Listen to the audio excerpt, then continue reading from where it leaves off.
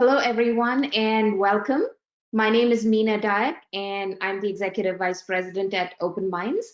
It is my absolute pleasure to be here today with all of you and with my wonderful colleague, Joe Naughton-Travers, who is an authority on everything related to behavioral health. But especially when it comes to new service line development, we always look to Joe. And Joe today has miraculously condensed all his decades of experience in how you actually make service line development and diversification happen into a roughly 1 hour presentation. So I won't keep you from him too long, except to say that we are always excited to be congregating online for right now with our elite members, and pleased to bring you these executive web forums every Thursday at 1.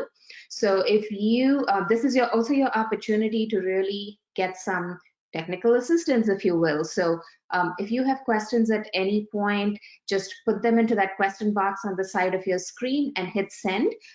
Joe and I will look at it and we'll get back to you either during today's presentation, or we will follow up with you offline and make sure that all of your questions get answered, because we want to be sure that we are a great resource here at Open Minds for all of our elite members. And before you ask, yes, the recording and the slides from this presentation will also be available to all of you, so share them with your colleagues, watch later, rewatch at your convenience. This is totally binge-worthy if you ask me. But with that, I will encourage you to keep the conversation going, and we'll hand it off to Joe. Looking forward to it. Joe, take it away. Thanks so much, Meena. Team members, it's so great to have you attend this. Many of you may know me at Open Minds. I've been around for a little while. And so in today's presentation, I really want to talk about the notion of portfolio management in our service lines and how we decide how we change our service line portfolio or whether we don't. I always use this when I'm working with customers during strategic planning. I actually have 2 engagements I'm doing now, one in New York and one in California, about strategic planning. So we normally look at our whole portfolio of services, but it's also important to understand that during the pandemic, everyone's needed to look at their service line portfolio. What should be different? What can we do now, and what will the new normal look like? So I do have a lot of slides here. Remember, you'll get all these. If you have questions, you can certainly email us, email me, and we can talk about it. But my broad notion is that talking about strategy and product portfolio management, the big concept, and how we do that. I have lots of examples. I was just preparing for some work I'm doing with another customer. And then part 2 is really, if we have ideas about new service lines, how do we decide what we should research? How do we decide, what we should go forward with? So that's the broad notion of today's presentation. I do have a follow-up presentation that'll happen in July, August, or September, which is if you've made a decision about what to proceed with, how do you do the good product development? So you can wait for that later, but let's move forward through this. So the broad notion of decision-making about portfolios is really part of our strategic planning process. I just mentioned this because I'm working with a couple of customers. We look at our mission and vision, we look at the internal issues, external issues, but then we actually have to look at our current portfolio. What is our mix of revenues from payers and service lines? What makes money, what doesn't make money? That's part of the strategic decision making that we do together in either a strategic planning process or other sorts of things. It helps answer really important questions about, do we phase out services? Do we try to grow services? I was just talking to my New York customer about, they suddenly realized that their vocational services for people with disabilities was making a bunch of money, and there was a big demand for it. So the question for them was, should we grow this? Should we change our service line mix? Are there service products that we need to change or minimize the losses for, or other sorts of things? So when we think about new service lines, there's sort of three broad things I talk about. My favorite one is diversification, but we also talk about product life cycle, which is a very business term, and then what payers are demanding. So the first notion is this is like our stock portfolio. If we only have one service, is it at risk? Or should we have multiple services? Should we be more diversified? It's a risk reduction strategy to have a broader continuum of services. That said, some of you may be specialists where you are the specialist autism spectrum disorder provider in a particular place, and you'll always be that. You don't have to diversify. If you know that you have a payer and a market demand for that. So when I always talk about diversification, it's more about the bigger picture because there is lots of room for specialty providers in the market. I want to jump actually to, this is my favorite slide, and Nina, you should write this down and send this out to everyone. This is my favorite slide in terms of thinking about diversification and risk. It's a simple 4-quadrant thing. So if we look at the x-axis, that's the bottom part, current services. If we're thinking of growing, the least risk possibility is just to do more with our current customers. Just, grow bigger, expand our geographic area. Just do more. We know it, we're doing well. If we go to the right of that, moderate risk, we know our customers, but maybe they need different services. So maybe we're providing, services for people with intellectual and developmental disabilities, but we decide to add primary care. We know we need those new services, but we know the population. It's a moderate risk. We know the population. If we go up and down the y-axis, the notion here is about new customers. So the upper left hand, Hollywood square as I would call it, is moderate risk also. We could take our current services and sell them to different people, different populations.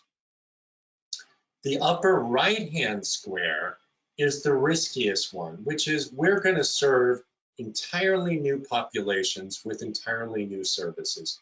That doesn't mean we shouldn't do it.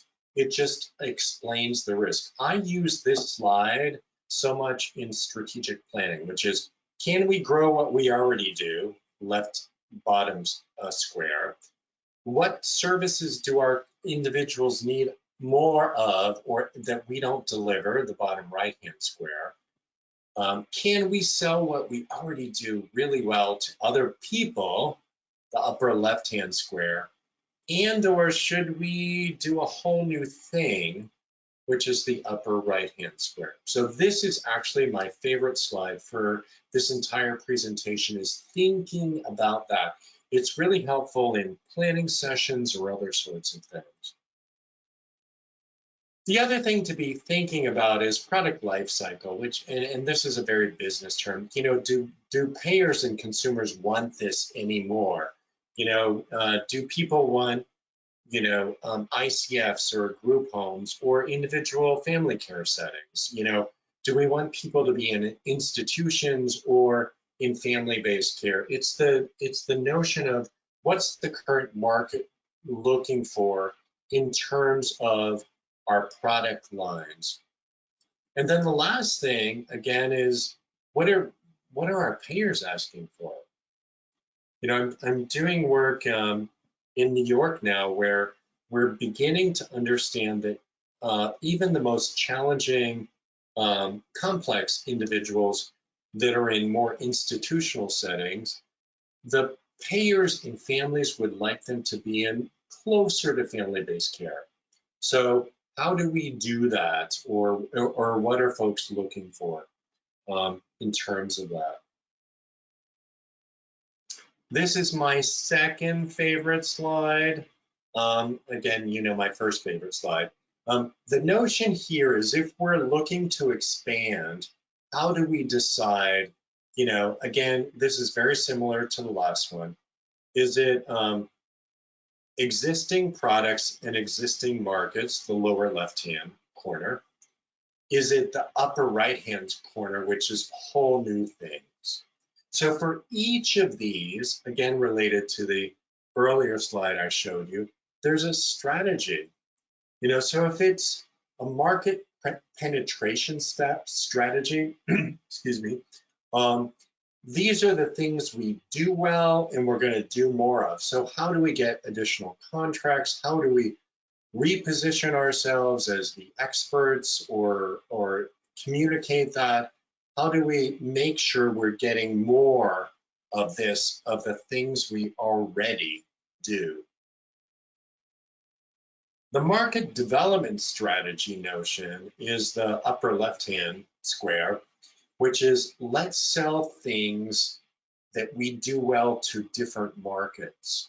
So is it geographic expansion? Is it different consumer groups or other sorts of things that actually allow us to expand what we're doing? The things we know well, and then, you know, either expand geographically or are there other populations we can translate that to? So the product development strategy, this would be the lower right-hand square, which is for people we already serve, what we're going to do new services to. How do we implement that? You know, do they need primary care or other sorts of services? Could we offer them rather than partnering with folks to deliver those services? And then the last one, this would be their upper right-hand Hollywood square. This is the whole new thing, which is new service lines, new populations, but it makes sense for us strategically. How do we decide how to move forward with that? Is it a new service line? Do we partner with folks? Do we hire staff that know all about that and decide that that makes sense for us?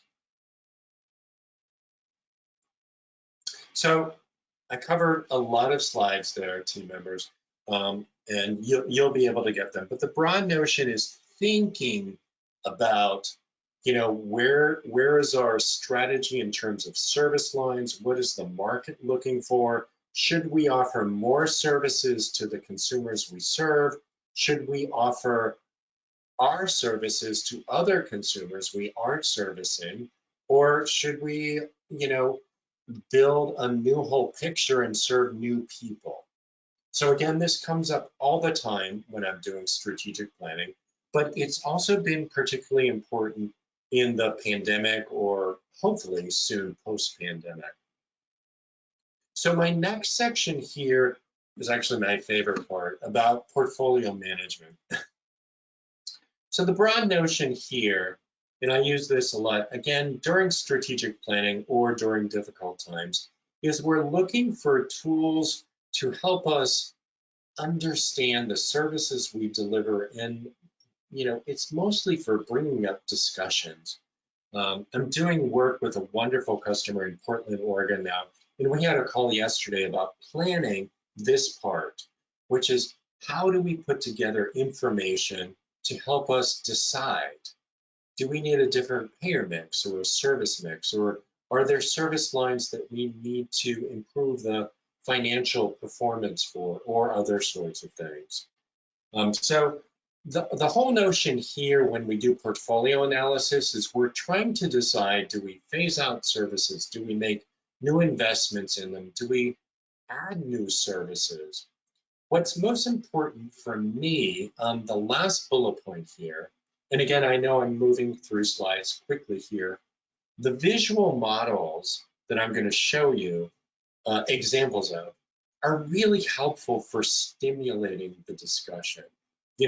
we're looking for the opportunity to say, what should we do better? What do we need more of? What do we need less of? So again, portfolio management, again, think of it like your stock portfolio. You're trying to maximize your investments from a organizational standpoint. What's our mission in terms of how we care for people? Things may make money or lose money, but we're trying to find that balance.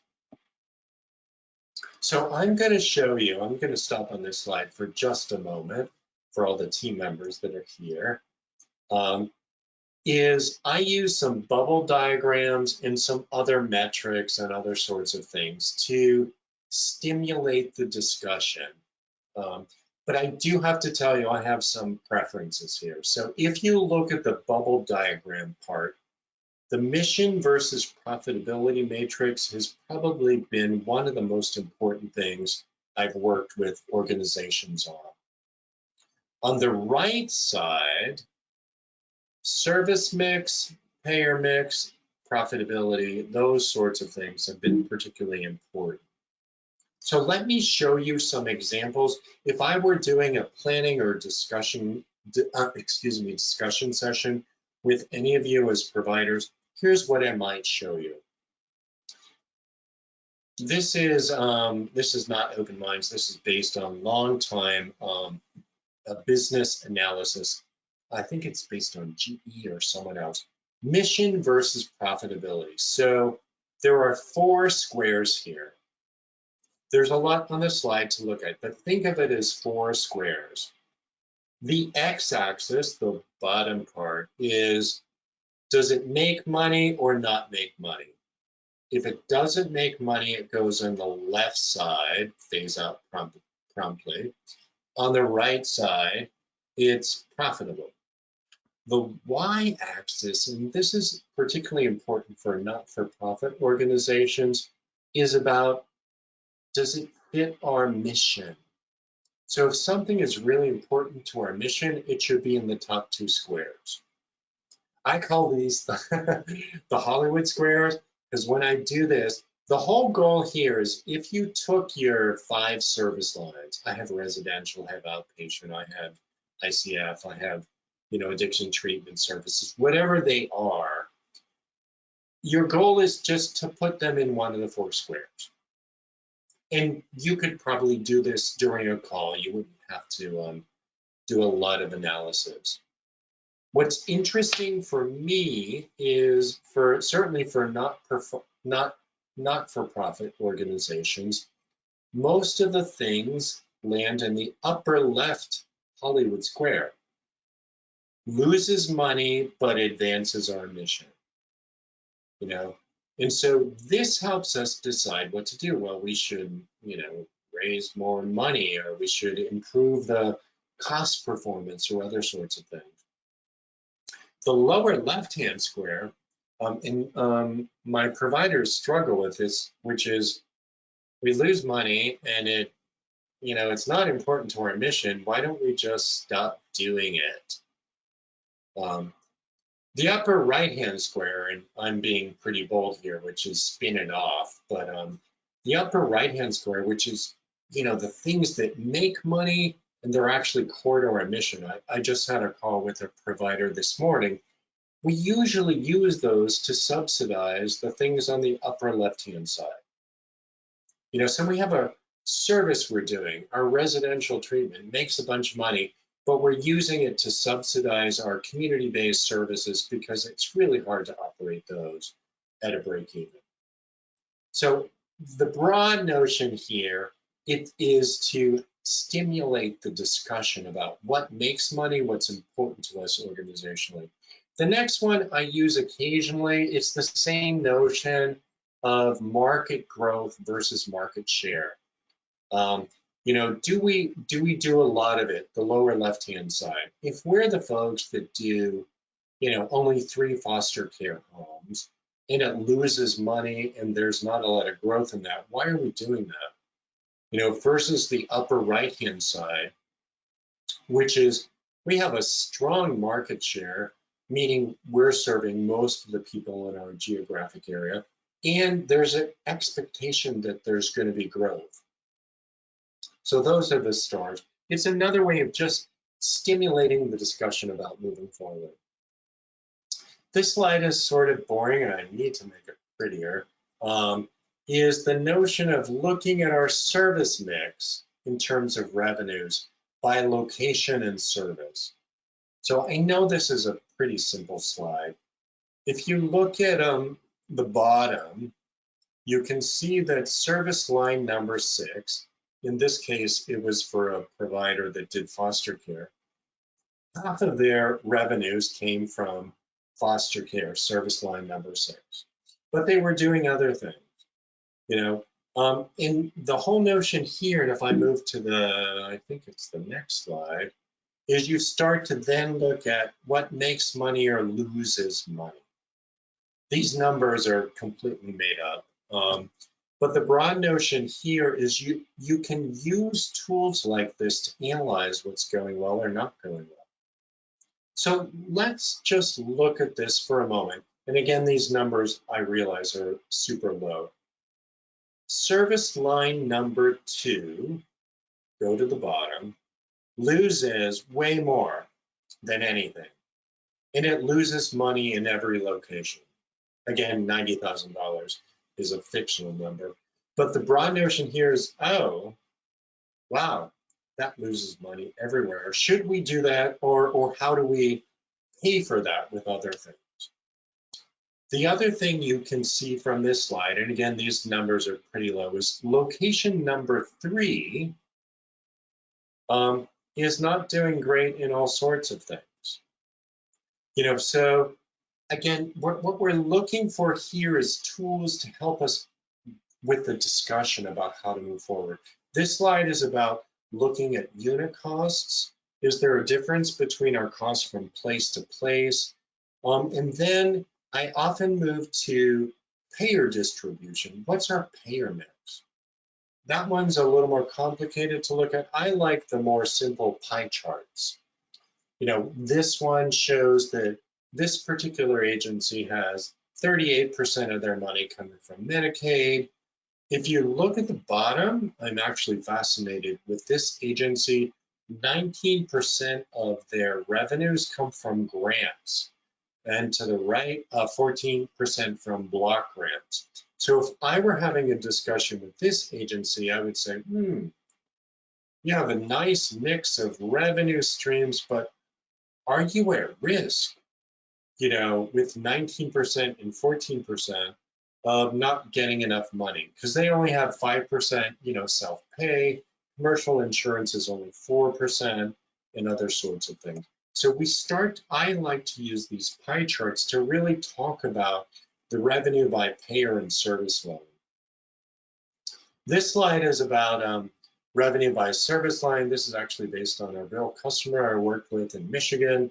67% of their money was for residential, and the market was looking to not pay for residential anymore. So it was a major strategic problem.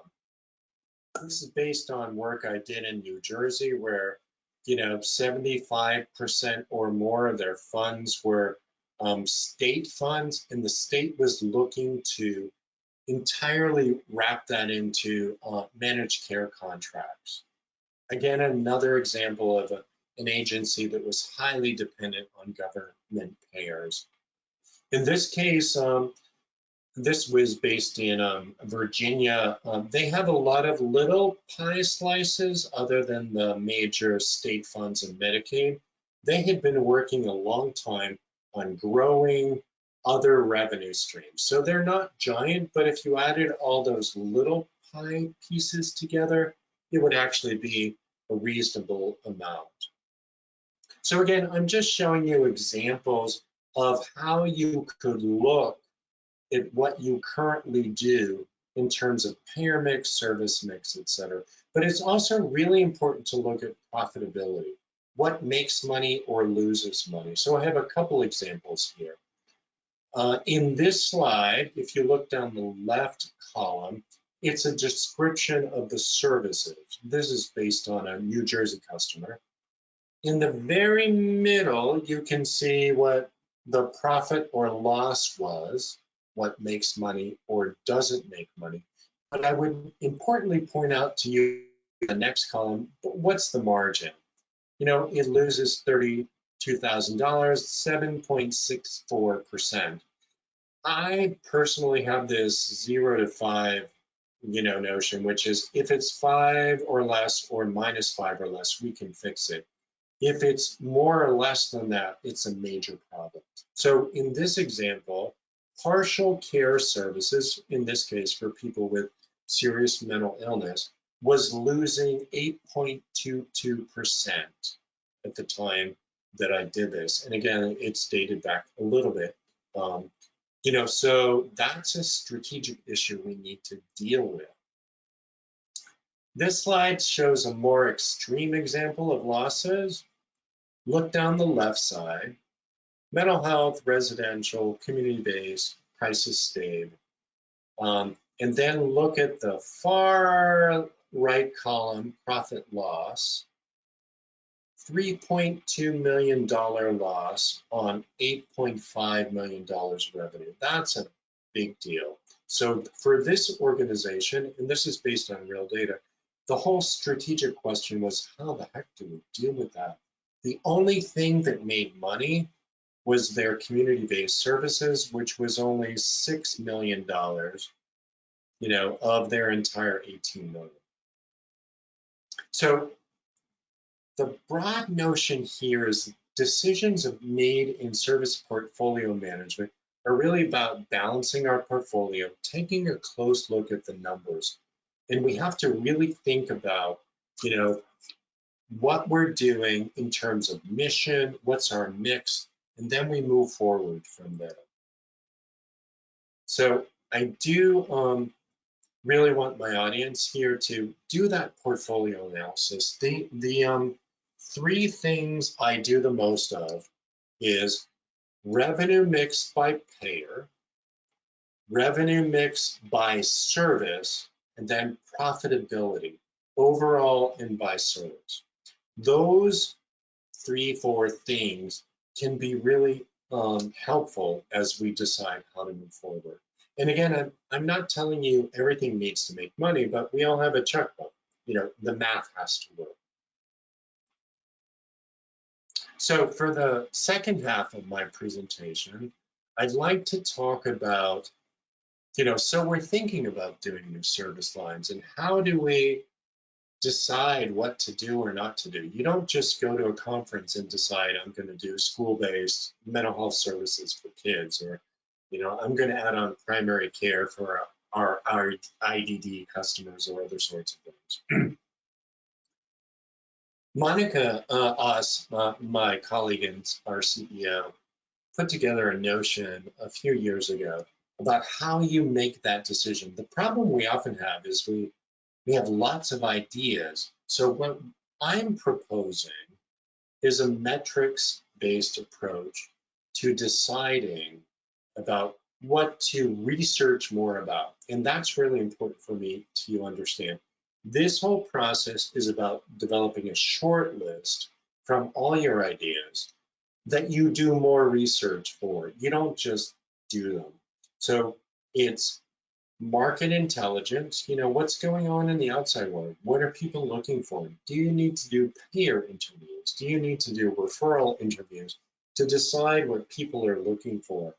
Your internal staff may know all sorts of things about, oh, we keep getting referrals for, foster care for kids under age 3 or other sorts of things. And then your planning process can also be part of how you decide what you are going to move forward with. This is my second favorite slide, not the third that you saw earlier. Here's the process of doing a metrics-based evaluation of your ideas.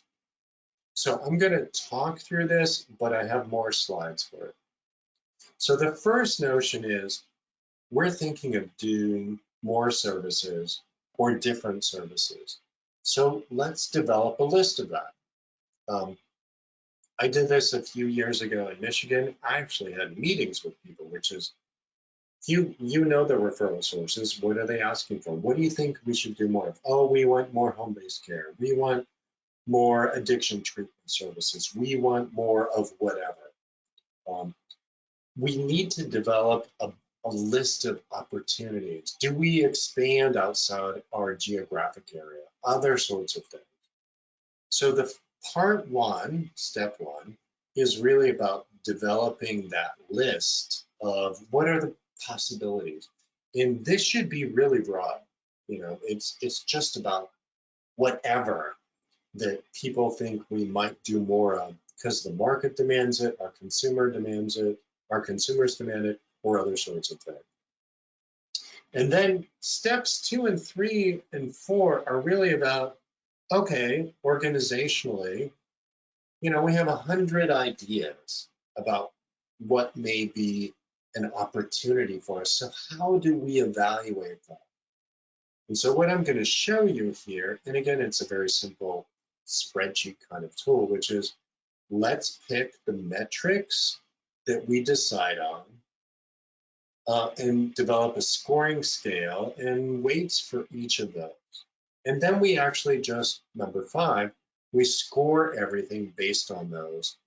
And that just creates a shorter list. Again, it doesn't mean we're going to do all of it. It simply means that we're going to explore it more. So I'm going to tell you a bit more about that. I'm just checking my chat box here. If you have any questions, certainly pop them into the chat box. I know Mina's watching for me. So the step number 1 is developing the list. And I think this should be really broad. Do we expand our service lines? Do we sell our services to other payers? Do we sell our, our current services to other people? All those sorts of things. What are the opportunities here? We do really good mental health care for people on Medicaid. Could we do it for commercial populations? That's just an example of the possibilities here. So build a list of all the possibilities. And I like this to be really broad. I did this with my colleague Monica in Michigan. So this is a slide which only shows some of the list of new business development initiatives that we worked on with an amazing provider in Michigan. They were primarily a children's service provider. So if you look down the list, it's mostly about children's services. So adding adoption licenses, expanding foster care into other counties, developing treatment foster care, a higher level of care, etc. This is, again, just an example from a particular customer about the long list they developed. I think there were 65 things in the original list. So you build a giant list, and then how do you decide what to pursue or not pursue? So here's examples of the things you might think about. What's the market potential? If residential is not of interest anymore in the market, why would you pursue the notion of doing more residential? Degree of competition. If you're thinking of doing a new service, but there's a great provider that already does that make sense? Revenue growth, capital and cash flow requirements, short and long-term profitability notions. What we're trying to do here in step 2 is evaluate the possibilities in terms of things that are important to us. This is an example with a particular customer of how we evaluated their ideas. Market potential, capital requirements. The broad notion is there, do I have to spend a lot of money to get this up and running? Short and long-term profitability, competitors. I would point down to requires core competencies.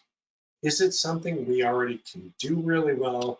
Do we have to hire staff that know that, or do we have to partner?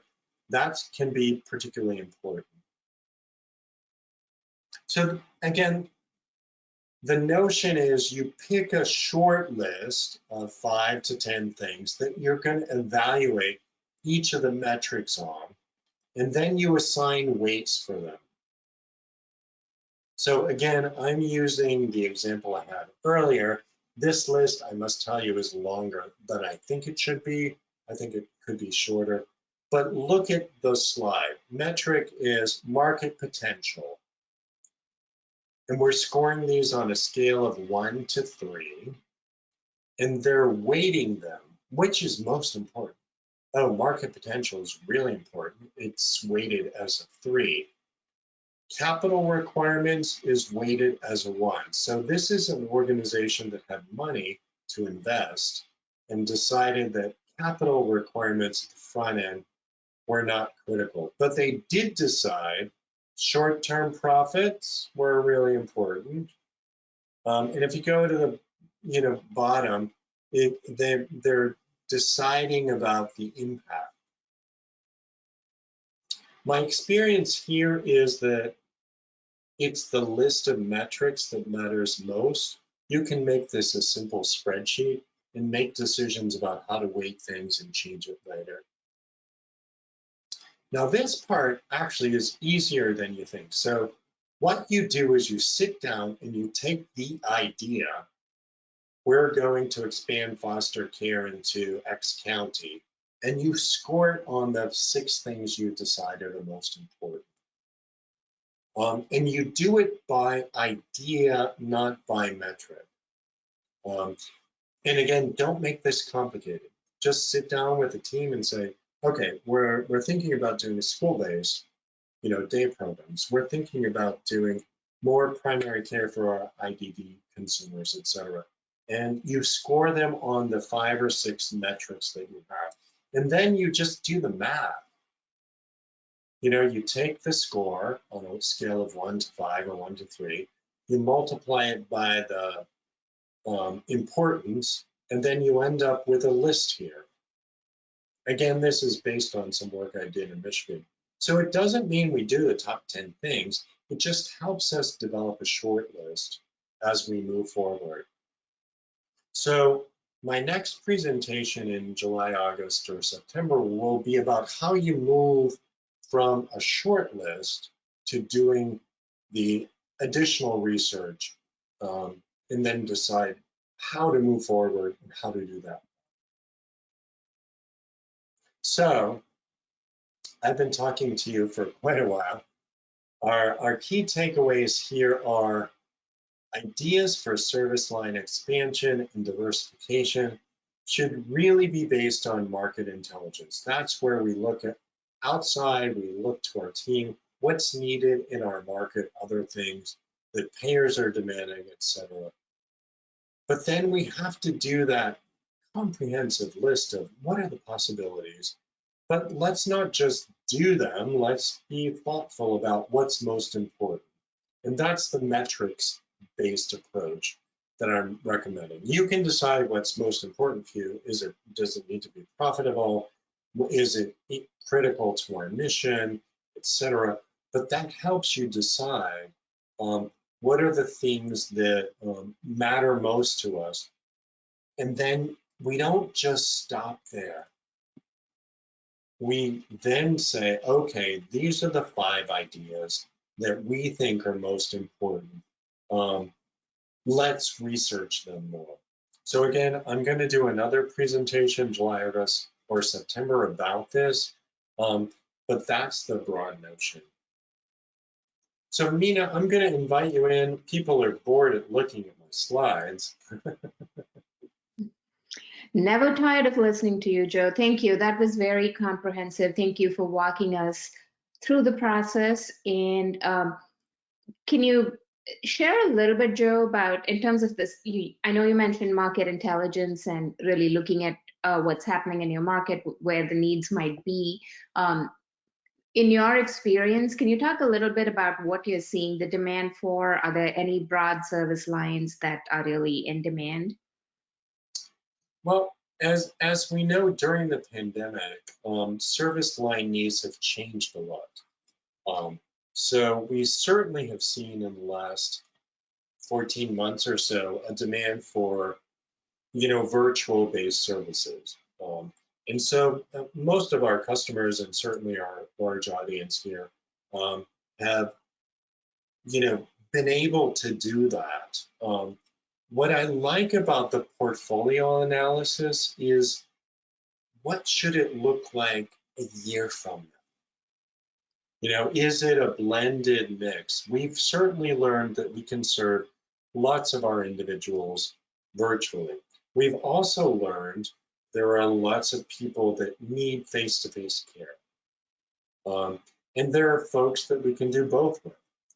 So the main thing I'm seeing from a portfolio analysis, from a service line standpoint, is should we be doing this all virtually, or should it be blended, or who are the folks that we really need to serve directly because virtual doesn't work for them. The other thing that's coming up a lot is the broad notion of, are there services we shouldn't deliver anymore? We, I'm thinking of markets like Kentucky or other places that I've been working. Payers have discovered that they've closed down certain, face-to-face programs because they needed to be, and everyone's still alive.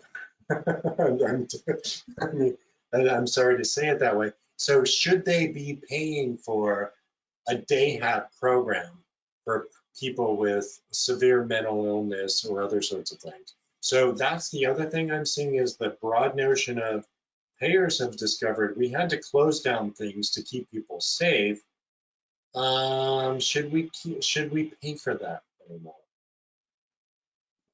Yeah, and remind me again, Joe, I think speaking about that, I think you mentioned that if you think there's a program that's really mission critical, but that is financially causing a drain or a loss leader, what is that percentage that you recommended sort of looking at or staying within as far as margins go?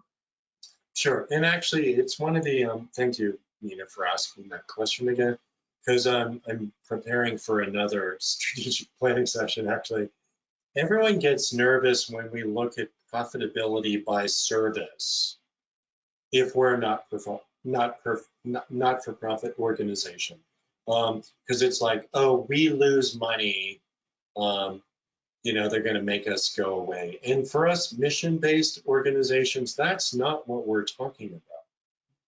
There may be programs or services we run that are very mission focused, and they will never make money or break even.